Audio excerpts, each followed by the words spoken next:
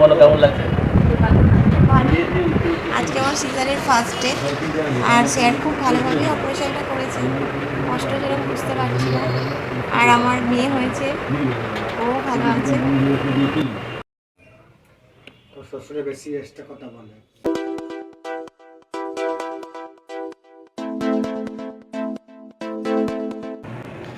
আজ হচ্ছে 25শে সেপ্টেম্বর, আমার জীবনের সবথেকে বড় আনন্দের দিন।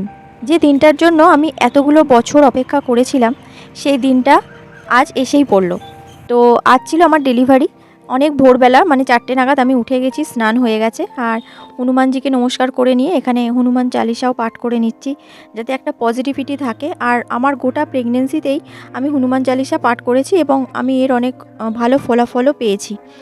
আর এখানে ঠাকুর ঘরে এবার ঠাকুরদের সবাইকে নমস্কার করে নিচ্ছি।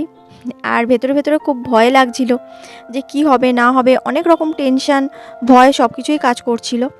তো ঈশ্বরের আশীর্বাদ নিয়ে এবার আস্তে আস্তে আমরা বেরিয়ে পড়লাম।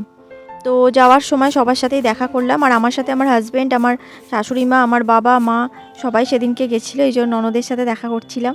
আর খুব ইমোশনাল লাগছিল, কেন এই টাইমটা না একসাথে এত কিছু মাথার মধ্যে ঘোরে, মানে ওই জিনিসটা হয়তো ফিলিংসটা আমি বলে অতটা বোঝাতে পারবো না তোমাদের। তো এবার আস্তে আস্তে সিঁড়ি দিয়ে নামছি, গাড়ি এসে গেছে। আর আমার তো অপারেশন হয়েছে কল্যাণীর জয়মালাতে, আর আমাদের ডাক্তার টাইম দিয়েছিল সকাল 6টা। তো বেরিয়ে পড়লাম, এবার গাড়িতেও আস্তে আস্তে উঠছি, বাবা মা হাজব্যান্ড সবাই মিলে, শাশুড়ি উঠে পড়লাম। আর এই সময় আমি হসপিটালের যে ব্যাগটা গুছিয়েছি সেটাই নিতে ভুলে গেছিলাম টেনশানের মধ্যে, তো ওটা আবার আমার হাজব্যান্ড গিয়ে নিয়ে আসে। এই গাড়ি এবার ছেড়ে দিয়েছে, তো গল্প করতে করতে যাতে টেনশানটা কম হয় সেই জন্য আমরা যাচ্ছি। আর এই যে রাস্তার যাওয়ার পথে হনুমানজির মন্দির পড়েছিল, এই মন্দিরে আমি প্রত্যেক শনি মঙ্গলবারই আসতাম বাবার কাছে পুজো দিতে, তাই যাওয়ার সময়ও বাবার সাথে দেখা করে নিলাম। তো এবার আবার আমরা বেরিয়ে পড়ছি।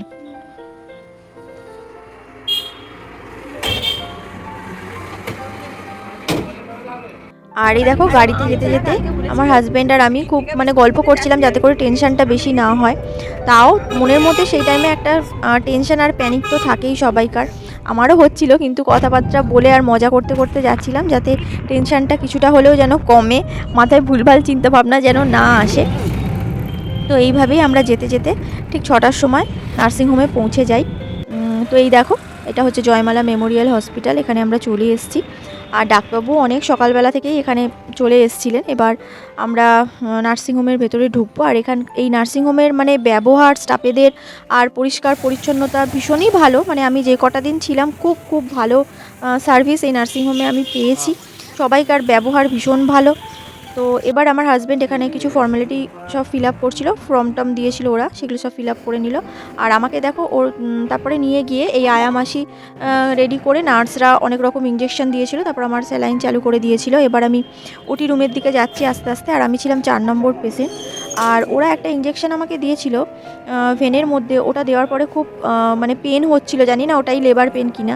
তো এবার সবাইকে টাটা বাই বাই করে আমি ওটি রুমের দিকে আস্তে আস্তে এগোচ্ছি। এই সময়টা এত ভয় লাগছিল আর এতটাই টেনশান হচ্ছিল, কি বলবো। তো এবার আস্তে আস্তে আয়ামাসি আমাকে নিয়ে চলে গেল ওটি রুমের মধ্যে। আর আমার ওটি রুমের কীরকম এক্সপিরিয়েন্স, আমার সাথে কি হয়েছিল সেগুলো নিয়ে আমি কিন্তু তোমাদের সাথে আলাদা একটা ভিডিও অবশ্যই শেয়ার করব। তো এই দেখো আমার ওটি হয়ে গেল, লিফটে করে আমার যেটা কেবিন ছিল, আমি সিঙ্গেল কেবিন নিয়েছিলাম, সেই কেবিনে আমাকে এখন নিয়ে যাওয়া হচ্ছে। আর আমার সিজারের সাথে সাথে আর 2খানা টিউমারও আমার পেটে ছিল, যেটা ডাক্তারবাবু অপারেশনের সময় বুঝতে পেরেছিলেন। তো সেটাও কিন্তু আমার এই টাইমেই অপারেশন করা হয়েছিল। এই দেখো পুচকিটাকেও আমার কাছে দিয়ে দিয়েছে আমার সোনামা, এই যে শুয়ে আছে। আর এই দেখো যেটা বলছিলাম, এই দুটো হচ্ছে আমার টিউমার, বড় আকারেরই ছিল টিউমার দুটো। আর এখন আমার রুমে তো আমাকে দিয়েই দিয়েছে, আর আমি এখানে আমার মায়ের সাথে ছিলাম। হ্যাঁ, আর রুম খুব পরিষ্কার পরিচ্ছন্ন ছিল, বাথরুম থেকে শুরু করে সমস্ত কিছু। এই দেখো এখানে আমার ননদ, আমার মা সবাই দাঁড়িয়ে আছে, পুচকিটাকে সবাই দেখছে আর বলছে কার মতন দেখতে হয়েছে। আর আমি তো সেই দিনটা সারাদিন শুয়েই ছিলাম, সেলাইন চলছিল আমার। আর সকালবেলা তো সবাই ছিলই, আমার সাথে দেখা করতে এসেছিলো। আর এখানকার সব থেকে যেটা ভালো লেগেছে, এই দেখো যেমন আমার মেয়েকে এখন নার্স দিদি এসছে চেক করতে। সারাদিনে কিছু না হলেও 6 থেকে 7 বার ওই নার্স দিদিরা আসতেন, আমার মেডিসিন, আমাকে ইঞ্জেকশন দেওয়া, আমাকে চেক করা, এবং তার সাথে সাথে আমার পুচকিটাকেও ওনারা বারবার এসে চেক করতো। মানে ওর গায়ের টেম্পারেচার কেমন আছে, বা ও কতবার হিসু পটি করেছে, সমস্ত কিছু জিজ্ঞাসা করা, ভালো করে টেক কেয়ার করা। এগুলো কিন্তু এই নার্সিংহোমে খুব ভালো আমরা পেয়েছি। আর এখানটা আমার কী হয়েছিল জানি না, মুখটা কিরম বেজার করে বসে আছি। ওই পরের দিন মনে হয়, হ্যাঁ পরের দিন আমাকে তুলেছে, খুব লাগছিল পেটে, ওই জন্য মুখটা একটু বেজার করে বসেছিলাম। এই যে বাবা এসছে দেখা করতে, আমার হাজব্যান্ডও এসেছিলো পরের দিন, আর পুটকু তো ঘুমাচ্ছে। আর মা এই সময়টা কারোর সাথে মনে হয় ফোনে কথা বলছে। আর এই যে আমার হাজব্যান্ড আমার সাথে একটা সেলফি তুলছিল আর ভিডিও করছিল। আমার মুখ চোখের অবস্থা খুবই খারাপ। আর এই যে আমার মেয়ের সাথে বারবার ছবি তোলার চেষ্টা করছিল অনেকক্ষণ ধরে, কিন্তু ও তো ওর মতো ছিল, ও তো ওর মতোই ছিল, ভালো করে মানে পোজ দিচ্ছিল না, ওর বাবা ওই জন্য ঠিকঠাক ছবি তুলতে পারছিল না। আর এখানে নার্সিংহোমে যে খাওয়া দাওয়া খুব ভালো ছিল। এ দেখো এখানে প্রথম মেয়েকে আমার কাছে দিয়েছে, এটা তো একটা আলাদা ফিলিংস, আলাদা অনুভূতি, এত ভালো লাগছিল তখন। ও খুব সেদিনকে কাঁদছিল, সেই জন্য আয়া দিদি বলে যে যা তোর মায়ের কাছে একটু শো, দিয়ে ওকে আমার কাছে দিয়েছিল। আর একটা কথা, যেদিনকে আমার ছুটি হবে সেই দিনকে আমার মেয়ের জন্ডিসটা ধরা পড়ে, একটু জন্ডিসটা ওর বেশি ছিল, সেই জন্য ওকে এখানে রেতে রাখা হয়েছিল যাতে করে জন্ডিসটা ঠিক হয়ে যায়, এবং তারপরের দিন আমাদের ছুটি হয়। আর এদিকে যেদিন আমার ছুটি হবে তার আগের দিন আমার শ্বশুরবাড়িতে হিজড়ে দিদিরা আসে, যেহেতু আমার মেয়ে হয়েছে ওরা খবর পেয়ে যায় এবং এখানে আসে, এবং ওরা 15,000 টাকা নিয়ে যায় মেয়ে হওয়ার দরুন, এবং ওরা যা যা ওদের রিচুয়ালস আছে সেগুলো সব করেছিল এখানে বসে। আমি তো ছিলাম না, নার্সিংহোমে ছিলাম, তো ওরা যা যা করার সেসব করেছিল।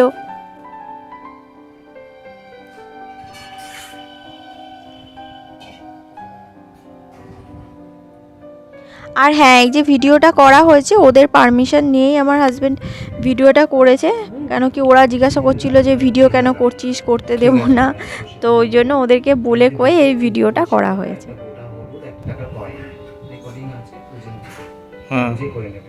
পরিষ্কার কোনো কাপড়ের ন্যাকড়া দিতে বাচ্চা বালিশে তারা রেখে দেবে, ছেলে জিনিস ব্যাটা ছেলে এসব লাগবে না, বাচ্চা আমার ভালো থাকবে। হ্যাঁ, তো ওদের তো জানোই ওরা একটা বিশাল আশা, মানে আকাশ কুসুম টাকা চায়, যেটা সবার পক্ষে সত্যি দেওয়া সম্ভব নয়, বিশেষ করে সিজারিয়ান হওয়ার পর। তো আমার সাথে ওই জন্য ফোনে কথা বলেছিল, তারপরে ওরা 15,000 টাকা রাখে। চাল সিদ্ধি দিয়েছে, টাকা দিয়েছে, এমনকি খুব ভালো ব্যবহার করে আমাদের জল মিষ্টি খাইয়েছে, খুব সুন্দর বাড়ি, দাদার ব্যবহার খুব ভালো। ঠিক আছে, আর বাচ্চা আমার ভালো থাক, জয় জয়কার হোক, মেয়ে হয়েছে, লক্ষ্মী এসেছে ঘরে, আইনতি বারুক, মা লক্ষ্মী শ্রীবৃদ্ধি হোক, আমার মাথায় যত চুল আছে তত পরমায়ু হোক, ঈশ্বর করুক, বড় হয়ে একটা মানুষের মতো মানুষ হোক, 10 জনের একজন সেরা হোক, আশীর্বাদ করি, ভালো থাকো, সুস্থ থাকো। আর এই দেখো আমার ছুটি হয়ে গেল নার্সিংহোম থেকে। যেদিনকে ছুটি হলো সেদিন আবার একটু মনটাও খারাপ লাগছিলো, যেহেতু এতদিন ছিলাম, এই আয়া দিদিগুলোর সাথে খুব ভালো রিলেশান হয়ে গেছিলো, যেটাই বলছিলাম যে ওখানে মানে সবাই ভীষণ ভালো ছিল।